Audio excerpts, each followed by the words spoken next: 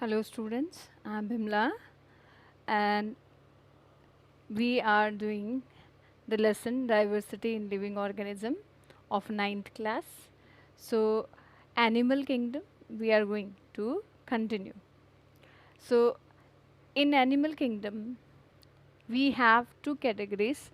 One is non-chordate and another is chordate.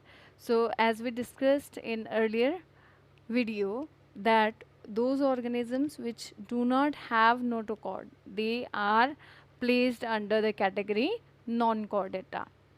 So in non-chordata there are the following phylums. So in order to learn the name of the phylum, you can have an abbreviation that we have is PC, okay, personal computer, PC, PANA, okay, PNA. These all stand for a particular name of the phylum, okay. But this abbreviation, if you can learn, PC PANA, okay. So basically, page is also known as PANA, okay. A map, okay. So PC actually do not have any panna or page, but here for understanding you can learn that PC is having panna, okay, and that is making a map, okay. So let's discuss where this abbreviation stand for which particular phylum. So P for Porifera, okay, then C for Coelenterata, okay, this is also known as Cnidaria, okay. Then next we have is Platyhelminths, next is Nematoda, next to that is Annelida, then Arthropoda, followed by that is Mollusca, next is Echinodermata, and last one that we have included P, that is the intermediate between the chordates and the non-chordates, that is the protochordata. These are the primitive chordates, okay. Now we have discussed certain terms and terminology before we had started this phylums, okay. So now we'll start with the phylum Porifera. Porifera, basically phylum Porifera is also known as the sponges. The common name of Porifera is sponges. They are non-motile, that means they do not move. They have pores all over their body, okay, and they have hard exoskeleton. So these are some main features of the Porifera, and they also have the water vascular system or water transport system they have.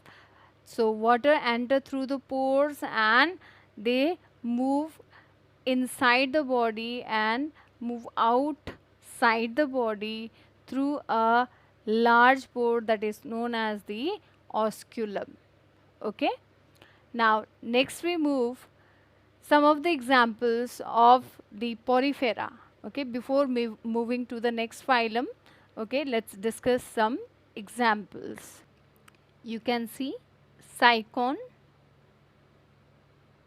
Euspongia, this is Cycon, Euspongia, and this is Spongilla, okay. These are some of the examples of the Porifera. Next phylum is Coelenterata. Coelenterata, they are also known as Cnidaria, and the term Cnidaria is given to them because of presence of a cnidoblast or a sting, okay.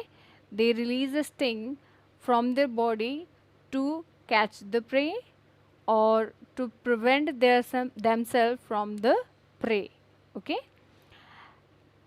Common example of the Coelenterata is jellyfish.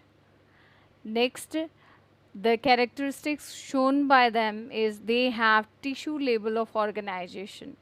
That means their body is made up of various tissues.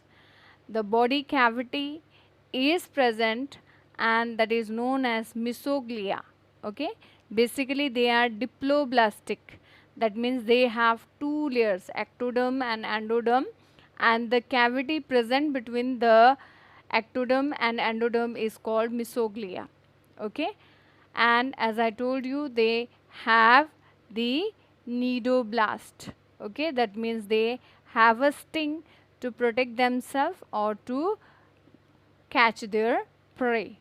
Okay, they are generally marine in habitat, and they can be solitary. That means they can live in isolation also, or they can be present in the colony also. Some examples of coelenterate are, we have Aurelia.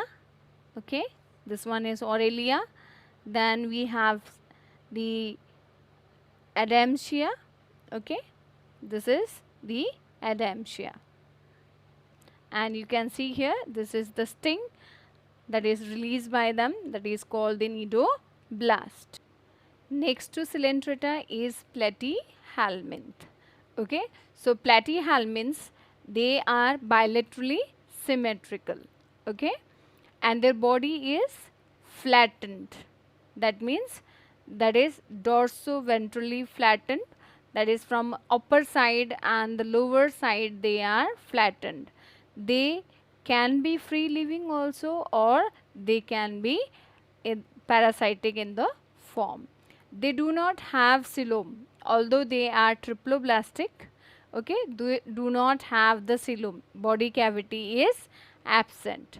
Okay, certain organs may be present in them because they show organ system level of organization. Okay, now some of the examples of the platyhelminths are planaria, liver fluke, Taenia solium, etc. Okay, so out of this, planaria is free living, liver fluke and Taenia solium and Taenia saginata, they are the parasitic form.